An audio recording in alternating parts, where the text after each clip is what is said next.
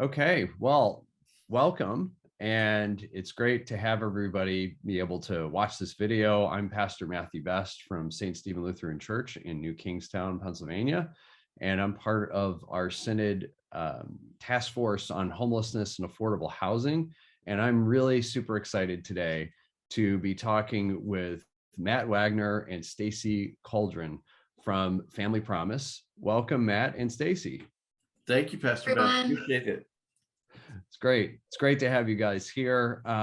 Let's just start really simple with what is Family Promise for those folks who are not familiar with what you do.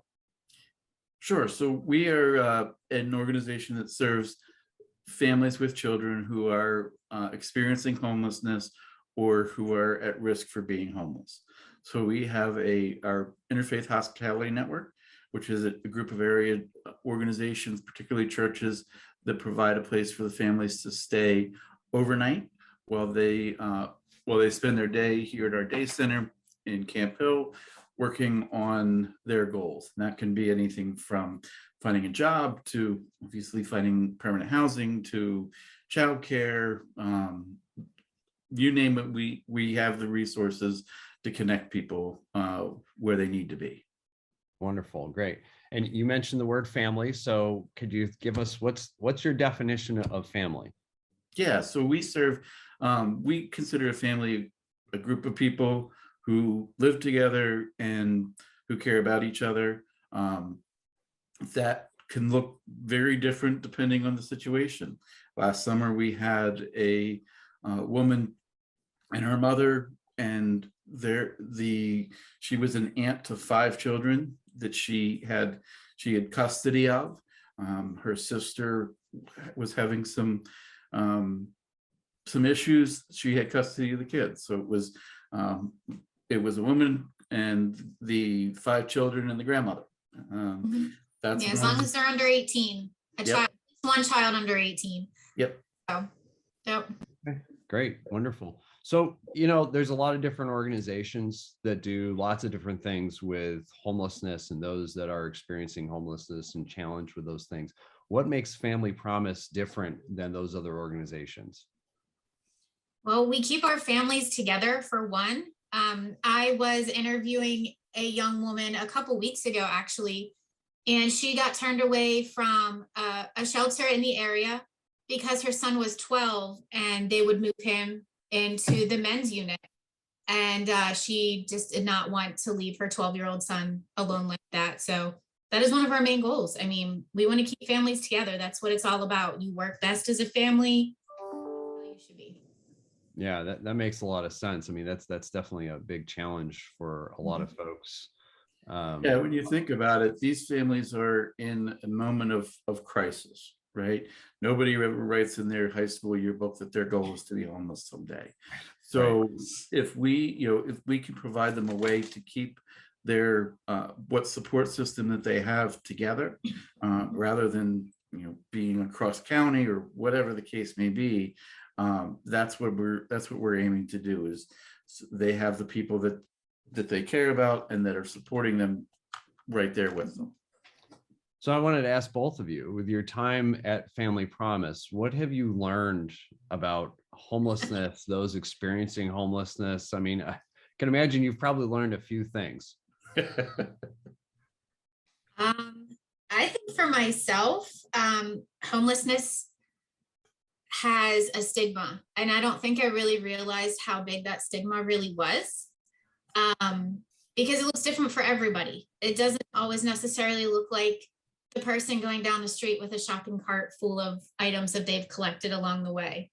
It can look like someone like myself or you guys. I mean, it looks like anything and anyone. So I think that was my biggest hurdle to overcome, actually. I think, and definitely to protect our families that have that judgment against them like that because of being homeless. So I think that in itself has been my biggest.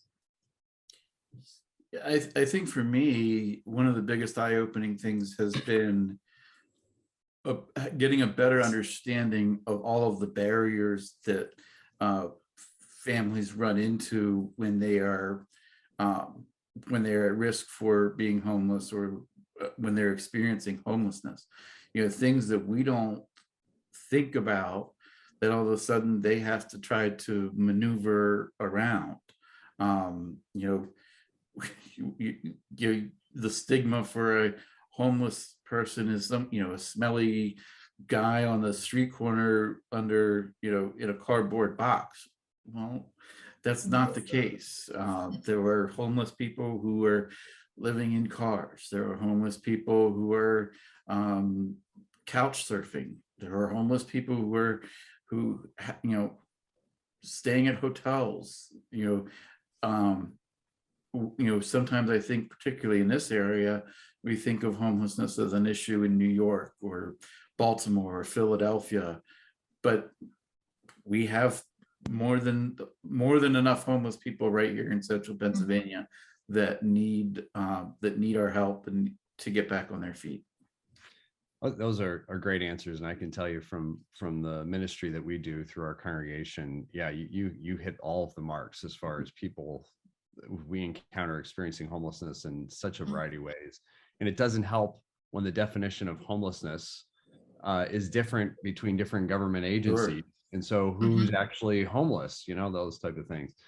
Well, I want to get into, besides sheltering families, what are some of the other things that Family Promise does to get people back into, maybe it's stability or into some sense of normalcy? Okay. I think our biggest thing especially to help them get back into normalcy is definitely resources. We work with United Way's Road to Success. So that helps with many barriers along with finding a job. Our goal for that is to make sure that the family is making enough money so this doesn't happen. We want to make sure they're sustained and they're good to go in that nature. We work with transportation, childcare, finding resources for housing, even if it's with another agency for maybe transitional housing. It's just, we pull everything that we can together and to make sure that they have everything that they need for whenever they do graduate our program. That might even be mental health. Anything and everything. Each family's different.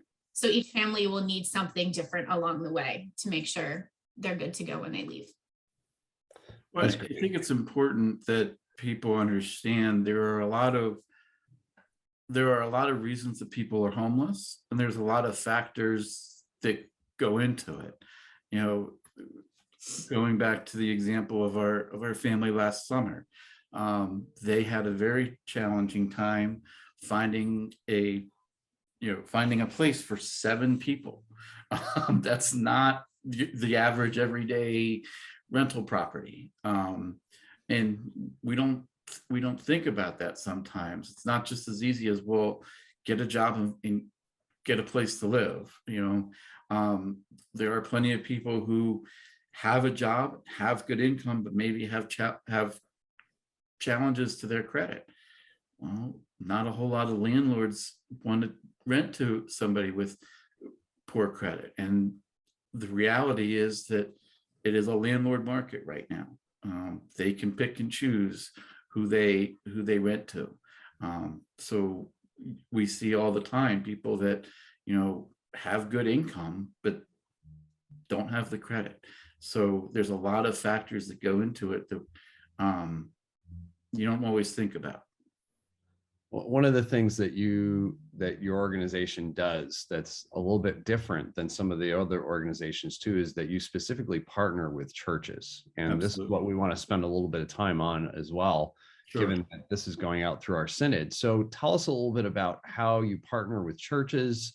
Maybe you have an example of what that's looked like so that people have a sense of what that might look like.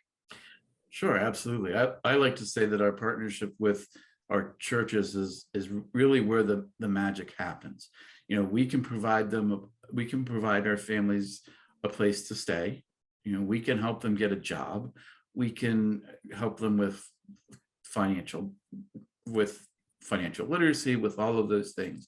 But when our families are interacting with our churches and the volunteers, that's where they really see, hey, there is another way. there are people out there who care, and there's another option. I know, we've had parents come back to us and say, I really didn't realize that I could play with my kids until I was, until I saw the volunteers playing, on the floor playing with the kids. So typically the way that looks like, specifically when it comes to churches, is we have a network of churches that provide a place for the families to sleep overnight. While they're here at the day center, we have shower facilities, we have laundry facilities, we have all of those things taken care of. But what the churches do is provide a place for the families to sleep, and give the families that interaction with our volunteers that can provide them with guidance and mentorship and hope, quite frankly. Don't forget about dinner. They also yes, dinner. one of Dinner's the most always important meals. But yes, when it comes to when we're in rotation with our congregations, we have a 15-passenger van. So usually they'll have volunteers that will help drive our families to and from their church in the evening and in the morning. It's really a place to relax at the end of the day. I know it is a very stressful situation to be in, and to have that just calm atmosphere that I've seen in all of our churches and congregations with the volunteers. It's really nice. I mean, you come in, you smell dinner, you're in this nice, secure place, and you have a bed in this building that has your name on it with nice, clean blankets and a pillow, and it's yours. It's your space. And you get to have dinner, you get to talk. There's always kids' toys hanging around. Some of the volunteers even bring their own kids or even their pets. So they try to make it as homey as possible. And that's what it's about. I mean, I've heard Matt say that our volunteers are also our secret sauce. Surprised he didn't say that at first. But I mean, that's what it is. I mean, they are everything that we have to make us go round. So, I mean, from the dinners to the overnight hosts to just helping pull up a mattress or helping a child with their spelling homework. I mean, it is everything to our families and to us. So yeah, I know we had one pastor say one time that before they became partners with Family Promise, that their church was a museum. The museum was open on Sunday and then closed Sunday after Sunday night and collected dust until the next Sunday. And what Family Promise did was gave the church an opportunity to be a place of respite, of comfort, of to be a church, to be a sanctuary. Scripture repeatedly talks about God being our sanctuary. Another word for that would be shelter, and that's what these families need. So I heard a little bit about providing a dinner, providing a space. Are there other things that churches would need to be able to provide in order to be, in order to do this partnership with you? Really, that's the major piece of it, is the place, the place for the families to sleep, and an area for them to gather and eat together and to hang out. We ask each church to host for 3 to 4 weeks a year, for a week at a time. So the families come in starting on Sunday night. They bring their own mattresses and everything with them. Don't have to worry about any of that. And then they come and go throughout the week. And Sunday morning then is when the families leave. We will help the church with the volunteers, although we do ask the church to try to get volunteers from their own congregation. But we know that since COVID, churches have had a hard time with that kind of thing. So we're ready and prepared to work with the church to make sure that they have the volunteers that they need for the week. And that kind of lead me to the next question is, I know there's some churches are really small. They would love to be able to do this, but they feel like, oh my gosh, like we're so small. Is it possible for churches to partner with some other churches to be able to Absolutely. do some things? Absolutely. Yeah, absolutely. Trindle Springs is a great example of that. They have a couple of churches in the area that don't have the space, but have willing volunteers. Mhm. So when they have a hosting week, they reach out to those churches and work out the schedule between them so that they have coverage. So if there's a church that says, "Wow, this is an amazing program, we really want to help, but we don't have the floor space," I get it. Not every church does, but every church has people in it that care about those in need and want to be Christ's hands and feet. So you can become a partner church to another church in your area that could use help with volunteers, and just partner with them that way. And I'm sure you guys are more than happy to try and connect. Absolutely. Yes. To do that. Yeah. The other thing I wanted to ask is, so as we're coming to the close of this, what are the things that you all need? What are the needs that Family Promise has that maybe churches can help out, whether it's signing up to be that partner like you've talked about, or if there are other needs that you all have right now? Yeah, our biggest need is for churches that are willing to host their families overnight. That's our biggest need. Second to that is volunteers that will serve at either at their own church or at other churches. People who are willing to step up and, like as I said before, be Christ's hands and feet.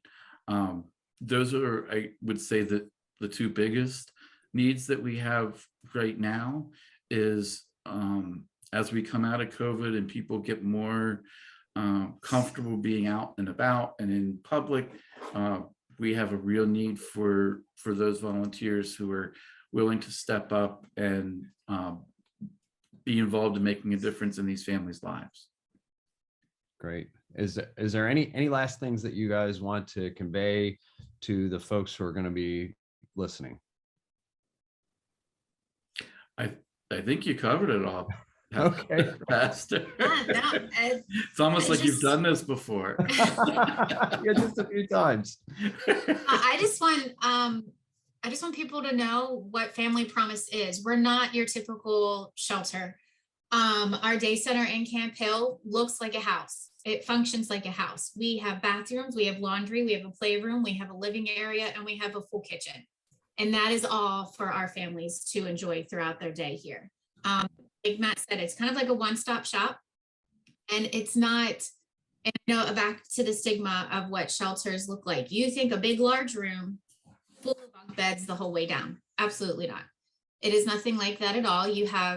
We always try to make sure that you have your personal space. It may look different from time to time and from host congregation and whatnot, but you have your space. And you always have that bed. You always have your clean blankets. You have your personal belongings with you the most that you can, and that a lot of places you can't have. And you have each other. I mean, yeah, there you go. Right. So yeah, I know I have been over there. I have Matt, you've taken me through the house there, and I'm sure you would welcome anyone else absolutely to take a tour and see what you all provided. I mean, it's amazing. The house, I think I described it to you, it's like the TARDIS. It's bigger on the inside. It is Yes. absolutely. And it's just amazing the amount of space and what all happens in there. I mean, it's just incredible.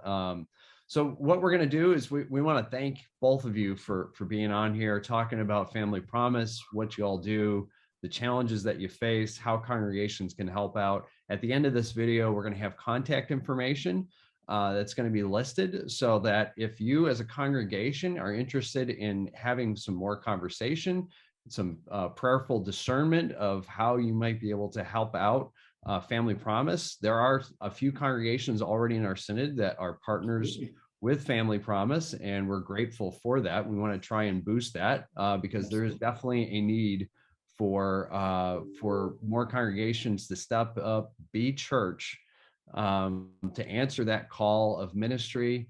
It's not for everybody, but for those who are willing to do this, you're not. The biggest thing for us when we've done in our congregation, we've done a variety of different things with people experiencing homelessness, and we're looking to be partners with Family Promise. Yeah, we're looking forward to that. Is that this comes in such a variety of different ways, and the relationships that you build with people is absolutely incredible. Sure. It's not a one directional type of thing where you serve them and that's it. This is a relationship that happens. Absolutely. And it's a real blessing. And that was the other, not to interrupt you, Pastor, but the other thing I wanted to say is that I know each of your churches have people coming to you on a weekly, if not daily basis with needs. And we want to be a resource for you. When you have somebody who comes to you that needs help with whatever it is, getting a job, furthering their education, having, a place to live, if we can't help you, we have connections to multiple organizations all over the area who we can point you in the right direction and say, hey, it's not something that we can do, but talk to them, and we'll make those connections for you. We want to be a resource for you. This is not, this is not just a one-way street here.